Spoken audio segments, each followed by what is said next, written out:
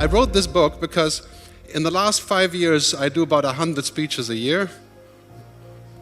And every time I was speaking somewhere, talking to business people and governments around the world, I got one single question every time after my talk, is what is going to happen to people? What's going to happen to humans? Because, technology is now capable of doing pretty much anything. In 5 years, you will not be searching Google for the best sushi or whatever you want to eat in Brussels. The system will already know where you are, who you are, what you want to eat, where your friends are, how much money you have for eating. It may actually eat for you as well.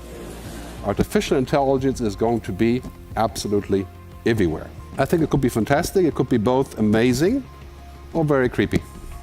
And we're going to need to trust those companies that do this with our stuff. If we don't trust them, they shouldn't be allowed to do it. Intelligent machines are not thinking like we are thinking. Right? Let them think whatever they want. We can use them for the grunt work, right? No big deal. But let's not teach them to be emotionally intelligent. Technology is now at the place where we're at an exponential curve of change. And that basically means that we're no longer living in the linear world. You know about Moore's law and Metcalfe's law and all these things, right? But basically what we're seeing here now is a mind-boggling change. We're at 4, we're at the takeoff point of the curve, and now science fiction is becoming science fact. Don't be mistaken for a second here. We're at the takeoff point, which means in 7 years we're 30 times as far along in technology as today. The kids of my kids will never know how to drive a car themselves. They will just go into a computer car. They will never know what a CD looks like or a DVD. In fact, today, if you buy a CD for Christmas and give it to your kids, they'll call a therapist.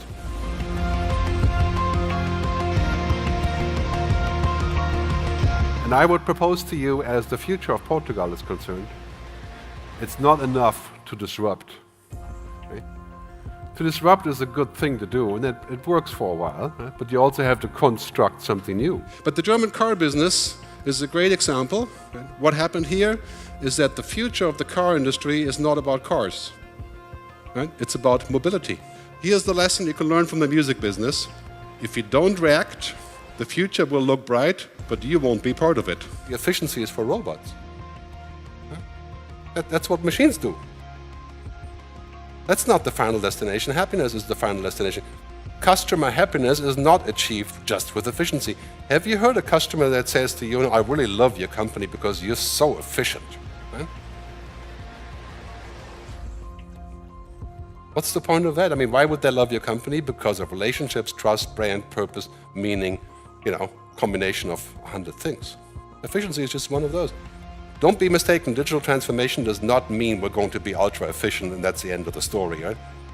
When you're ultra efficient, you become a machine. When you're a machine, you're worthless. To keep on thinking linear is extremely dangerous. Chances are your business in 5 years will be entirely different. In 10 years, it could be the reverse of your current business. This is the wave of change, I like to say.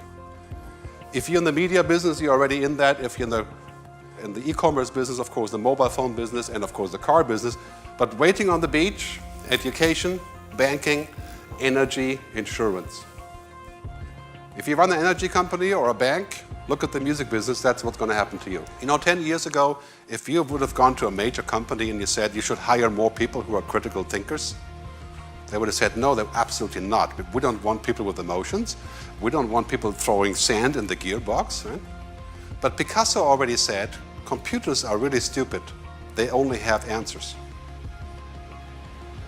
We want people who ask questions. The people you hire have to be exponential humans to be successful in this future.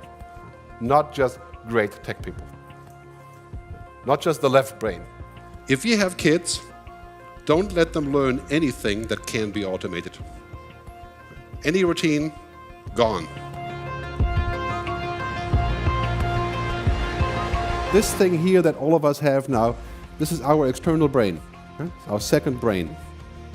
For some of our kids, it's the first brain. But basically, this is where we keep our phone numbers, our dating, right? Our money, our music, and very soon we keep our intelligence in here. These devices will have 1 million times the computing power in roughly 7 to 8 years, and unlimited connectivity. So they become the global brain. Right? And that could be very helpful, but also very disconcerting, because maybe your own brain would stop working. In fact, the Google project is called the global brain. The attempt is to build a brain.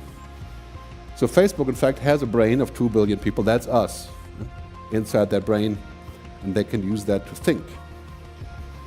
And the next step, of course, is this, right? We are praying at the altar of technology. But that's a little bit harmless. We laugh about this. We wake up at 4 a.m. and set off a tweet or something, Or, instead of dating, we just Tinder and we get to the result in 20 minutes. But, that's amazing, but it's not really destructive to society. Right? But imagine if this phenomena becomes exponentially powerful in 10 years, and we're talking about several thousand times as big. Could we even exist without the internet? Would we want to get up if we can't connect with our digital cortex? Technology is morally neutral until we use it. It's very important to keep this in mind, that we can't really have both very easily.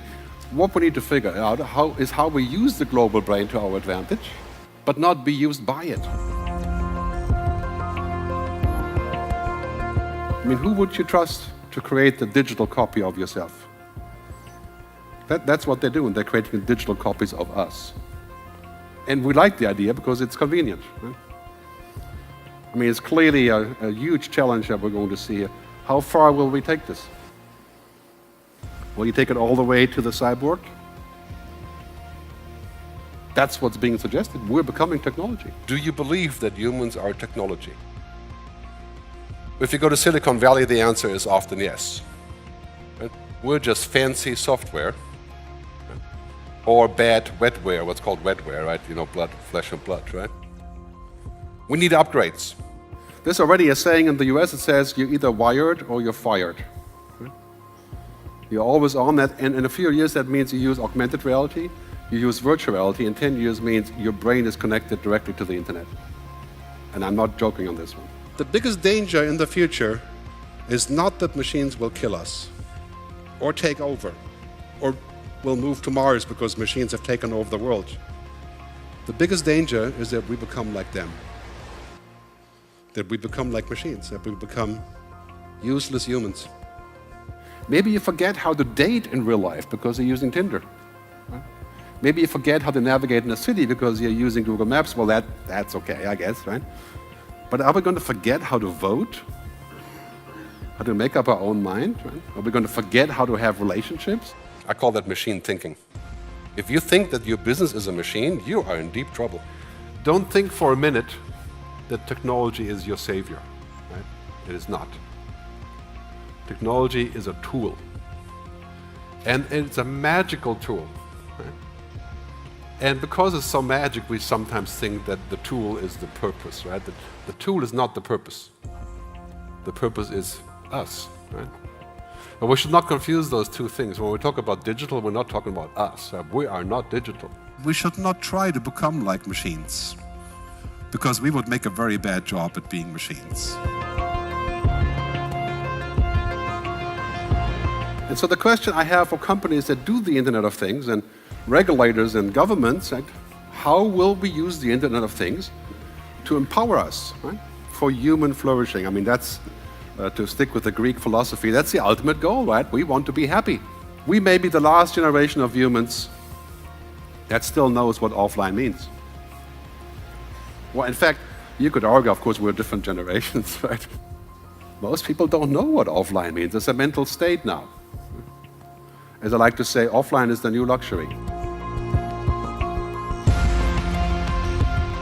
This is what I call hell then, right? Hell and heaven.